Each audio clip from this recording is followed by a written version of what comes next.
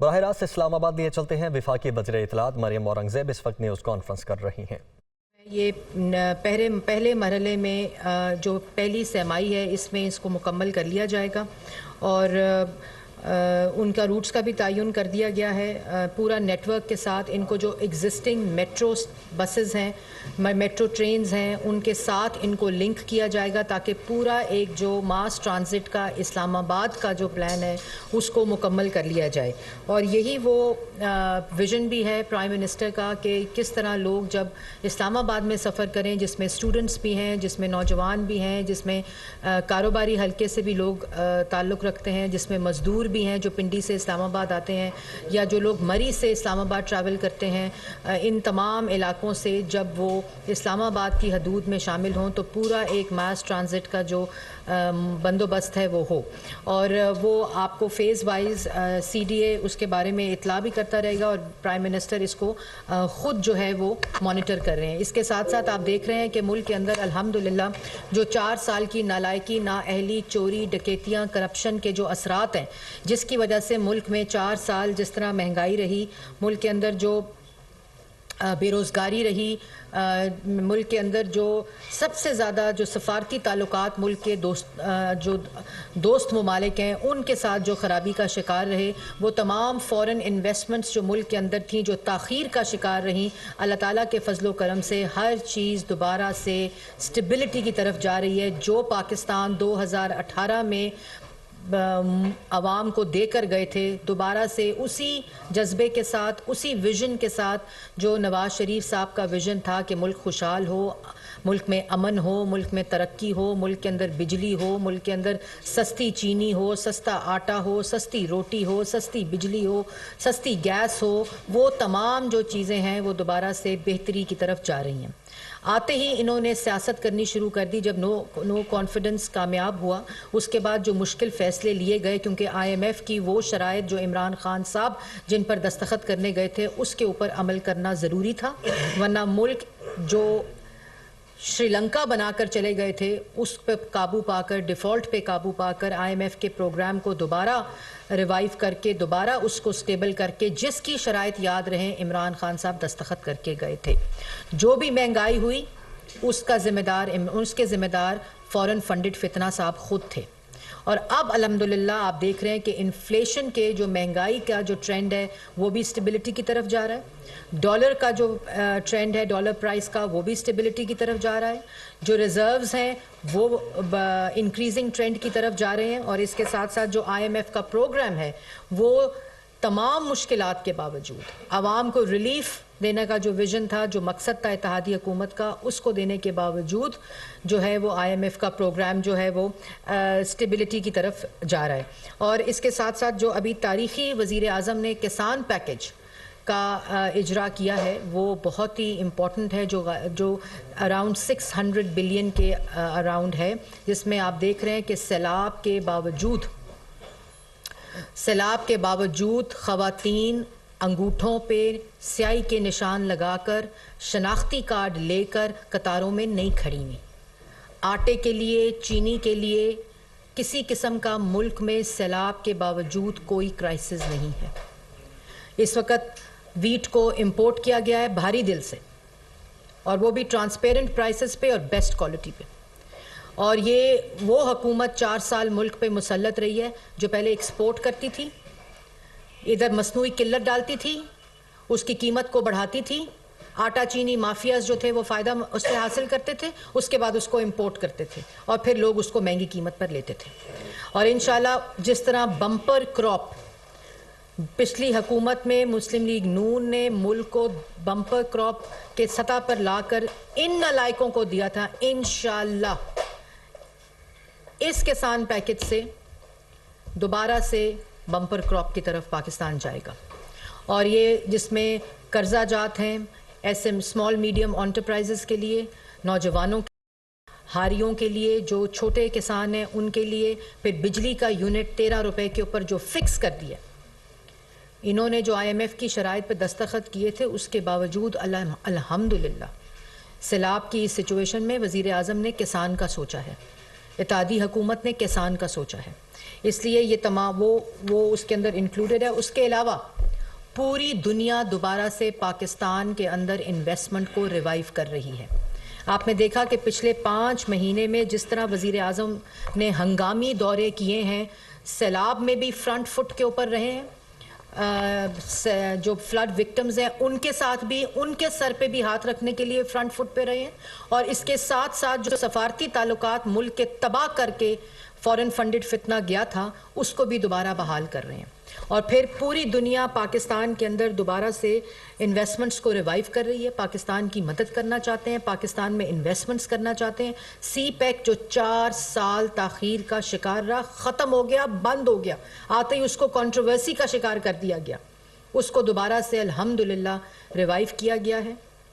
और उसकी तमाम तफसीलात जो चाइना के विज़िट की हैं वो इंशाल्लाह आपको 5 बजे वज़ीर आज़म पाकिस्तान ख़ुद उसके ऊपर तफसीली जो अनाउंसमेंट्स हैं उसके बारे में बताएंगे। मैं मीडिया का शुक्रिया अदा करना चाहती हूँ कि इतनी एक्सट्रीम पॉलिटिकल एनवायरनमेंट के बावजूद जो सऊदी अरेबिया का विज़िट था, जो चाइना का विज़िट था, उसमें मीडिया ने इसकी इम्पोर्टेंस को, मुल्क की जो ज़रूरत थी इस वक्त, उसको देखते हुए जो कवर किया है, जो इसको इम्पोर्टेंस दी है, पाकिस्तान की आवाम के लिए दी है, पाकिस्तान के अंदर फॉरेन इन्वेस्टमेंट के लिए दी है, मैं उनका भी शुक्रिया अदा करना चाहती हूँ।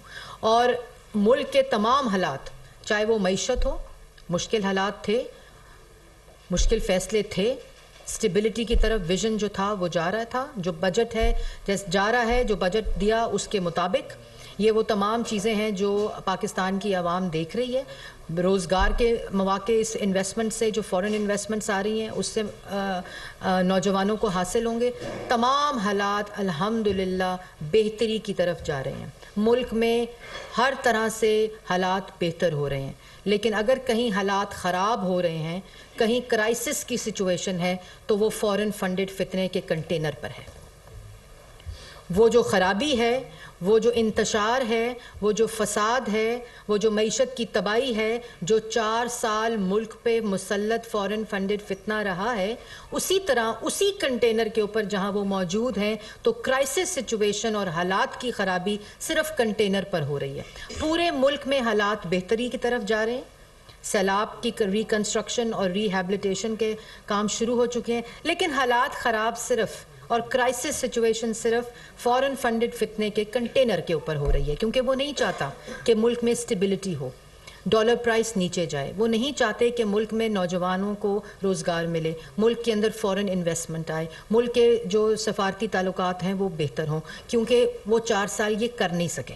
वो तबाह करके गए थे, वो ख़राब करके गए थे, वो अनफिनिश टास्क था, तो वो कैसे हो सकता है कि उनसे बर्दाश्त हो कि वो करें। लेकिन आवाम के लिए खुशखबरी है, आवाम के लिए खुशखबरी ये है कि इमरान खान साहब ने ख़ुद इलेक्शन का ऐलान कर दिया है और उन्होंने कह दिया है कि इलेक्शन 10 माह के बाद होंगे। लगता है कि इमरान खान साहब के कान खुल गए हैं, क्योंकि बार बार कहा जाता था कि कान खोल कर सुन लो, आईनी मुद्दत के मुताबिक इलेक्शन होंगे। और यही वजह है कि इमरान खान साहब ने कहा है कि ये तहरीक 10 माह तक जारी रहेगी, और ये इस बात का सबूत है कि जो हुकूमती और आईनी मौक़िफ़ है कि इलेक्शन की डेट का तयन आइन करता है, आइनी मुद्दत करती है किसी भी हुकूमत की, तो इमरान खान साहब ने कान खोल कर सुन लिया है और ये ऐलान कर दिया है कि इलेक्शन जो है वो 10 माह के बाद होंगे, जिस वक़्त उनका वक्त मुकर्रर है। इसके साथ साथ मैं ज़रूर उन अंधोनाक वाक़यात की मज़म्मत करना चाहूँगी जिन लोगों ने अपनी जानें दी, जिसमें सदफ़ नईम है, और मैंने मुतालबा किया था कि पंजाब हुकूमत पूरी तरह इन्वेस्टिगेट करे इस मामले में, जहां अंगूठे लगाकर उनके हस्बैंड से ये बयानात लिए गए हैं कि आप कोई कार्रवाई कानूनी नहीं करेंगे। ये जो क्राइम है इसकी इन्वेस्टिगेशन होनी चाहिए। और उसके बाद जो कल टक्कर लग के एक नौजवान की जान गई है, उसके बाद एक बाबा जी की जान गई है, एक पुलिस एहलकार अपनी ड्यूटी के ऊपर दिल का दौरा पड़ने से जो हलाक हुए हैं, उन सब के लिए मैं मग़फ़िरत की दुआ भी करती हूँ। उनके घर वालों को अल्लाह ताला सब्र दे, और मैं उसकी भी शदीद अल्फाज में उन अंधोनाक वाक़यात की मज़म्मत भी करती हूँ। और अब जो इस कॉन्फ्रेंस का दूसरा हिस्सा है मैं उसकी तरफ आऊँगी। इमरान खान साहब ने कल कहा कि जो chief of army staff Qamar Javed Bajwa साहब हैं, वो करप्शन के ख़िलाफ़ नहीं थे, और वो अलीम खान साहब को चीफ मिनिस्टर पंजाब चाहते थे। इनके कितने चेहरे हैं मुझे इसका अंदाज़ा अभी तक नहीं हो सका। मैं भी 6-7 साल से कोशिश कर रही हूँ कि इनके असल कितने चेहरे हैं मैं उसका पता लगा सकूँ, लेकिन ये इतने झूठे, इतने मुनाफिक शख्स हैं कि ये वो गुफ्तगू है जो ये करते थे जब ये उस कुर्सी पर मुसल्लत थे। जिस कुर्सी को बचाने के लिए, जिस इक़्तिदार को बचाने के लिए बंद कमरे में इन्होंने चीफ ऑफ आर्मी स्टाफ को ताहयात गैर मुअय्यना मुद्दत के लिए एक्सटेंशन की ऑफ़र दी, वोट ऑफ नो कॉन्फिडेंस को नाकाम बनाने के लिए। अगर वो करप्शन के साथ थे तो आप उनको किस चीज़ की ऑफ़र कर रहे थे? और अगर वो करप्शन के साथ थे तो वो बेहतरीन जो अभी आपने जुमले बोले हैं कि उनसे बेहतर कोई चीफ ऑफ आर्मी स्टाफ नहीं था, तो फिर आज क्योंकि आपकी वोट ऑफ नो कॉन्फिडेंस को नाकाम करने की सियासी बात, गैर कानूनी बात, गैर आइनी बात उन्होंने नहीं मानी और अदारे ने ये फैसला किया कि सियासत में कोई किसी किस्म की मदाखलत नहीं होगी, तो उसके ऊपर आप उनको कह रहे हैं कि वो करप्शन के ख़िलाफ़ नहीं थे। और अगर वो करप्शन के ख़िलाफ़ नहीं थे तो फिर आपने बंद कमरे में उनको क्यों ऑफ़र की गैर मुअय्यना मुद्दत की, और वो भी गैर आइनी ऑफ़र की? अपनी उस कुर्सी के इख्तियार को इस्तेमाल करते हुए आपने आइन शिकनी की और उनको ये ऑफ़र की। आप समझते थे कि आप जनरल कमर जावेद बाजवा साहब चीफ ऑफ आर्मी स्टाफ के साथ वो करेंगे जो आपने नैब के चेयरमैन के साथ किया था, तो वो आपकी बात मान लेंगे कि तैयबा गुल को वज़ीर आज़म, कभी कभी सुना है कि किसी वज़ीर आज़म ने सियासी मुखालफिन के ऊपर केस बनाने के लिए जो हरासमेंट का केस लेकर खातून वज़ीर आज़म के पास आई हो उसको बंद कर दिया हो वज़ीर आज़म हाउस में? ये आप कोई इंसान ये सोच सकता है? तो आप ये समझते थे कि जो आपने चेयरमैन नैब के साथ किया वो आप करेंगे तो आपकी बात मान ली जाएगी गैर कानूनी? आप समझते थे जो आपने तैयबा गुल को किया वज़ीर आज़म हाउस में किडनैप करके, बंद करके, अगवा करके, वो आप कर लेंगे? आप समझते थे आपने DGFIA को बाथरूम में बंद करके वज़ीर आज़म हाउस में जो धमकाने की कोशिश की कि इन सियासी मुखालफिन के ऊपर केसेस बनाओ तो वो हो जाएगा, उसी तरह की बात हो जाएगी?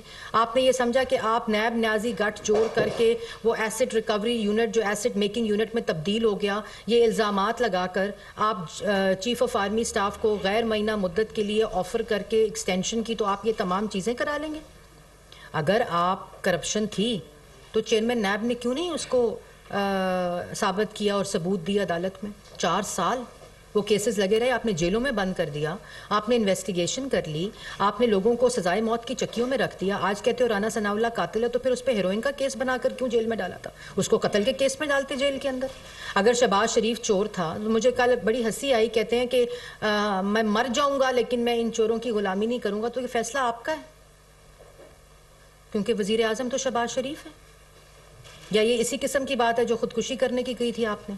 तो फैसला कर लें, आप जो बेहतर समझते हैं आप करें, क्योंकि आप 4 साल शहबाज शरीफ के खिलाफ कोई सबूत नहीं दे सके अदालत में। खाली पाकिस्तान की अदालत नहीं, आपने NCA में भेज दिए केसेस, आप कोई सबूत नहीं दे सके। आप कोई सबूत किसी भी मुस्लिम लीग नून या ऑपोजिशन लीडर के किसी भी जो रिप्रेजेंटेटिव है, जो उनके रहनुमा है, उनके खिलाफ एक सबूत साबित नहीं कर सके। अब बहुत देर हो गई। अब आप वो इख्तियार जो आप नाजायज़ इस्तेमाल करते थे अब आप इस्तेमाल नहीं कर सकते। और आपके इस ऐलान ने कि 10 माह तक ये तहरीक जारी रहेगी, इस बात का सबूत दे दिया कि आप इलेक्शन नहीं चाहते। अगर आप इलेक्शन चाहते हैं तो फिर धरने की क्या जरूरत है? तोड़ें KP की हुकूमत, तोड़ें पंजाब की असेंबली, तोड़ें GB की असेंबली, तोड़ें AJK की असेंबली, खत्म बात। 70% मुल्क तो आपके पास है, हुकूमत कर रहे हैं आप, जिसके वसाइल इस्तेमाल करके ये लॉन्ग मार्च में लगा रहे हैं। जो सैलाब के लिए लोगों का पैसा इकट्ठा किया, वो पैसा किधर है? वो लॉन्ग मार्च में लग रहा है। अगर आप इलेक्शन चाहते हैं तो फिर आपने लॉन्ग मार्च क्यों किया? आपके पास तो इख्तियार है, आपके पास तो हुकूमतें हैं। और अगर आप इलेक्शन चाहते थे तो आपने क्यों नहीं 7 मार्च को ऐलान किया इलेक्शन का? क्योंकि आईनी हक असेंबली को तोड़ने का सिर्फ मुल्क के वजीर आजम के पास होता है। आपके पास ये हक था, लेकिन आप इलेक्शन मुल्क में नहीं चाहते थे। आप अपनी कुर्सी और अपनी इक़्तिदार के साथ चिमटे रहना चाहते थे, जिसकी ऑफर आपने जनरल कमर जावेद बाजवा साहब के साथ की, जिसको DGISI ने कहा कि मैं विटनेस हूं जब उन्होंने बात की। और आपको तकलीफ इस बात की है कि आपका चेहरा बेनकाब हो चुका है। जो आप आईनी कारोबार कर रहे थे बंद कमरे के अंदर, वो बेनकाब हो चुका है। और आज आपको क्या आप कहते हैं कि वो करप्शन के खिलाफ नहीं थे, वो आपके नफेरियस एजेंडा के खिलाफ थे, जो आप पॉलिटिकल लोगों को अपना सियासी इंतकाम का निशाना बना रहे थे, उसके खिलाफ थे। क्योंकि करप्शन कभी हुई नहीं थी। अगर करप्शन हुई होती तो 4 साल में साबित हो जाती है। तमाम रियासती ताकत के साथ, तमाम नैब न्याजी गठजोड़ के साथ, तमाम रियासती अदारों के साथ, कोई ऐसा सबूत नहीं जो छुप सकता हो करप्शन अगर हुई हो। तमाम सरकारी जो रिकॉर्ड था वो आपके पास था। आज कहते हो वही बातें, वही तकरीरें, और उसके बाद जो तुम्हारा जो हालात हैं, मैंने जैसे पहले कहा, हालात मुल्क के बिल्कुल सुकून में, बिल्कुल ठीक है, बिल्कुल बेहतरी की तरफ तमाम इशारे जा रहे हैं। अल्लाह ताला का फजल है, और कोशिश करेंगे। जो आवाम से वादा किया है, हालात सिर्फ उस कंटेनर के ख़राब है, क्राइसिस सिर्फ उस कंटेनर पे आया क्योंकि उस कंटेनर वाले शख्स को, जो फितना, फॉरेन फंडेड फितना कंटेनर खान है, उसको कोई मुंह नहीं लगा रहा, उसको कोई बैसाखी नहीं दे रहा, उसको कोई सहारा नहीं दे रहा, क्योंकि एम्पायर की उंगली का इशारा, जो उठने का ख्याल जिसको होता है, जिसको आदत होती है, आज वो बेयारो मददगार है। और ये जो चीफ ऑफ आर्मी स्टाफ की तकर्री है, इसको कंट्रोवर्शियल करने के लिए कहते हैं मेरिट पे नहीं लगाएंगे। तुम होते कौन हो ये कहने वाले? बेगानी शादी में तुम अब्दुल्ला दीवाना हो, आपके पास कोई इख्तियार नहीं है। ये आईन आज़म पाकिस्तान मोहम्मद शहबाज शरीफ साहब के पास है। आप बिल्कुल वही बेगानी शादी में अब्दुल्ला दीवाना, आपका कोई लेना देना नहीं है, और इंशाल्लाह आइन के मुताबिक अपने वक्त पर लग जाएगा। आपको परेशान होने की ज़रूरत नहीं है। आप अपना काम करें जो आप कर रहे हैं, जो आप 2014 से कर रहे हैं, किसी को कोई परवाह नहीं है। हुकूमत अपना काम कर रही है, वज़ीर आज़म अपना काम कर रहे हैं, वुज़रा अपना काम कर रहे हैं, वज़ीर आज़म तमाम जो उनकी आइनी जिम्मेदारियां उनको निभा रहे हैं। हर काम हो रहा है मुल्क में, हर चीज़ उसी तरह से हो रही है, लेकिन सिर्फ उन लोगों को तकलीफ हो रही है जहाँ से तुम अपना वो इवनिंग मार्च जो है, पार्ट टाइम मार्च लेकर जाते हो, वहाँ अमवात हो रही हैं। और फिर कहते हैं वो जाने से पहले मुंह को फेस सेविंग चाहिए होती है, रात को जब वापस जाना होता है, जब लोग कम हो जाते हैं, तो फिर वहाँ जाके कहते हैं कि जी वो वहाँ से ऐलान होता है बहुत अहम मुज़ाकरात के लिए इमरान खान साहब रवाना। वो एक चैनल मखसूस है, वो चल रहा है ARY, वो चला रहा है, वो फेस सेविंग देता है। बस आजकल फेस सेविंग इमरान खान साहब को ARY दे रहा है, उसके अलावा कहीं से कोई आवाज़ नहीं आ रही, कोई हाथ नहीं पकड़ा, कोई उंगली नहीं पकड़ा, कोई इशारा नहीं कर रहा, कोई मुज़ाकरात नहीं कर रहा, कोई मुंह नहीं लगा रहा। फेस सेविंग सिर्फ एक चैनल ARY के ऊपर है कि जी बड़े अहम मुज़ाकरात के लिए इमरान खान साहब रवाना। और इमरान खान साहब ठीक 20 से 25 मिनट के बाद ट्वीट करते हैं कि मेरा घर करीब था लाहौर, तो मैं वहाँ चला गया, मैं किसी मुज़ाकरात में नहीं गया। ये इनकी जो हालात हैं कि भाई कभी धमकियाँ, कभी वास्ते, कभी गालियाँ, कभी राब्ते, और कोई हकीकत नहीं है, किसी किस्म की कोई हकीकत नहीं है। ऐलान 10 माह का इलेक्शन का इमरान खान साहब के कान खुल गए हैं और वो खुद कर लिया। लॉन्ग मार्च की जो फितने की, फसाद की हकीकत है, वो सुप्रीम कोर्ट ने कल बता दी है कि पिछला जो 25 मई वाला लॉन्ग मार्च था, उसमें वकला को भेजकर सुप्रीम कोर्ट के अंदर गुमराह किया गया, गलत बयानी की गई, झूठ बोला गया, कहा मुझे पता नहीं चला था फैसले का। पूरे पाकिस्तान को पता है, इमरान खान को नहीं पता था फैसला क्या, इसलिए उन्होंने कहा कि आप दस्तखत लेकर आ जाएं इमरान खान साहब के। लेकिन मैं ये भी कहना चाहती हूँ कि जो शख्स इतना झूठ बोलता हो, झूठ पे झूठ बोलता हो, उसका एफिडेविट भी तो झूठा ही होगा ना, उसकी इंटेंशन भी तो झूठी होगी ना। उसके साइन करने या ना करने से क्या फ़र्क पड़ता है? तुम करो, तुम गुमराह करो अदालत को, तुम अदालत से झूठ बोलो, तुम अदालत से गलत बयानी करो, तुम अदालत को कॉल आउट करो, तुम जजेस को धमकियां दो, तुम जजेस को गालियां दो, तुम जजेस को धौंस और धमकी के साथ प्रेशराइज करो, और फिर अटैक किस पे कराओ? मतीउल्लाह जान पे। वो मतीउल्लाह जान पे आज मां सुप्रीम वो सवाल क्या कर रहे हैं? वो सवाल कर रहे हैं कि क्या आपने अदालत से झूठ बोला था? जवाब दे दो, बोला था, मान लो झूठ बोला था। अदालत कह रही झूठ बोला है, अदालत कह रही गलत बयानी की है, अदालत कह रही है कि अपने वकीलों को भेजकर गलत बयानी की और झूठ बोला है, गुमराह किया अदालत। तुम मान लो ना। एक सहाफ़ी के ऊपर अटैक करने से, जिसकी मैं मजम्मत करती हूँ, तुम्हारा झूठ सच में बदल जाएगा? नहीं बदलेगा, क्योंकि तुम्हें तो झूठ बोलने की आदत है। और फिर जो सवाल करता है, आपको असल में ये इत्ला मिली थी कि वो जो हीरे हैं, वो जो फॉरेन फंडिंग है, वो जो तोशा खाना की डकैतियाँ हैं, वो जो ज़मीन के सौदों के ऊपर, इस्लामिक ट्रस्ट्स के ऊपर करप्शन और चोरी है और डकैतियाँ हैं, वो जो 190 मिलियन बंद लिफाफे के अंदर पूरी काबीना से फैसला ले लिया, ये तुम्हें तमाम जब इतलाएं मिली उस वक़्त तुम्हारा मीटर ख़राब हुआ और तुम पागल हुए और तुम्हें क्राइसिस सिचुएशन आ गई कि ये क्या हो गया। और फिर तुमने कहा कि ये मेरा वोट ऑफ नो कॉन्फिडेंस जो है उसको नाकाम कर दें। और आज तुम दूसरों के ऊपर इल्ज़ाम, अपनी नाकामियों का बोझ, अपनी करप्शन का बोझ, अपनी डकैतियों का बोझ, अपनी चोरी का बोझ, अपनी नाअहली का बोझ, अपने झूठ का बोझ आज तुम दूसरों पे डालना चाहते हो। ऐसा नहीं हो सकता। इलेक्शन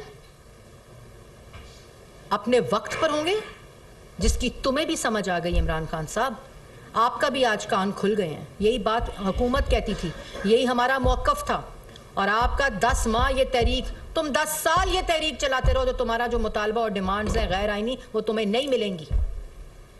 ये पहले दिन कहा था कि इलेक्शन अपनी आईनी मुद्दत के ऊपर होंगे, आज भी तुम मान गए हो कि क्योंकि आपका मकसद इलेक्शन नहीं, आपका मकसद कंट्रोवर्शियल बनाना है, सिर्फ आर्मी चीफ की तकरीर को।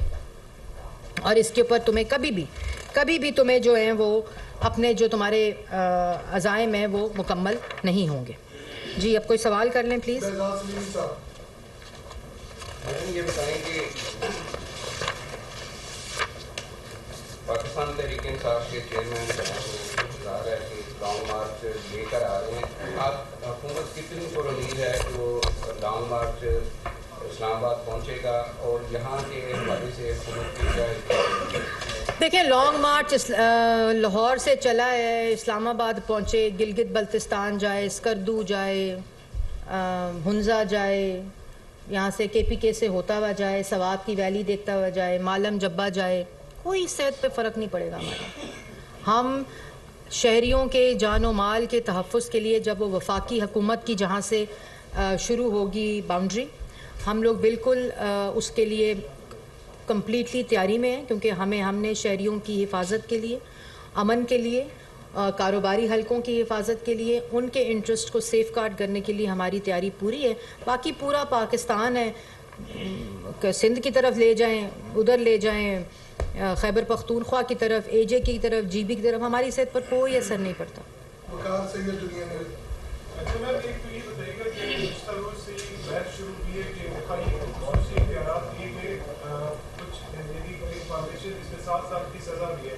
राना सनाउल्लाह साहब ने भी कहा कि जो ये डिस्कशन और खुरम दस्तगीर साहब की भी आज स्टेटमेंट आई है कि वो इस रूल्स के साथ नहीं खड़े। आप एज इंफॉर्मेशन मिनिस्टर जो नई जो अमेंडमेंट्स ले गए हैं, क्या आप उनको सपोर्ट कर रही हैं? दूसरा मेरा क्वेश्चन ये कि पिछले कई दिनों से एक बहस चल रही है कि मुस्लिम लीग नून ने जुडिशल काउंसिल में अपने 2 वोट जो है वो सरेंडर किए हैं। मुस्लिम लीग नून का पहले उस पर मौक़िफ़ अलग था और उसके बाद जो है कोई तब्दीली आई है। इस पे क्या कमेंट करेंगी कि ऐसी कौन सी जो है वो कमिटमेंट हुई है या किस वजह से जो वोट है वो सरेंडर किए गए? देखें, सबसे पहले तो जो आपने बड़ा इम्पोर्टेंट सवाल किया FIA वाला, मैं यहाँ थी नहीं और राना सनाउल्लाह साहब इंटीरियर मिनिस्टर ने एक बड़ी वाज़िया उसके ऊपर बयान दे दिया है कि उसको हम स्टेक होल्डर्स के साथ कंसल्टेशन के बगैर कोई ऐसे कानून को फाइनलाइज नहीं करेंगे। और उसमें जॉइंट एक्शन कमेटी जो बनी हुई है उसके अंदर तमाम रिप्रेजेंटेटिव्स मौजूद हैं और जिनका वो कानून है उन्होंने ही स्टेटमेंट दे दी है। तो मेरा नहीं ख्याल कि उसके अंदर कोई भी अभाम या कोई भी गुंजाइश बाकी रहती है और बिल्कुल स्टेक होल्डर्स के साथ मिलकर जो है वो उस कानून को बेहतर बनाएंगे। अगर कोई कहीं गैप है उसको फिल करेंगे, कोई एतराज़ है, किसी किस्म का कोई कंसर्न है तो उसको हम दूर करेंगे। लेकिन एक बात मैं ज़रूर इस बारे में कहना चाहती हूँ और बिल्कुल इसके ऊपर वाज़िया इंटीरियर मिनिस्टर की स्टेटमेंट भी आ गई है, लेकिन हमें ख़ुद बतौर कौम फ्रीडम ऑफ एक्सप्रेशन को और दूसरों को गाली देने, दूसरों के पगड़ियाँ उछालने, दूसरों की इज़्ज़तें ख़राब करने, दूसरों के बारे में झूठी खबरें फैलाने मैं हर रोज़ इस चीज़ का सामना करती हूँ, हर रोज़।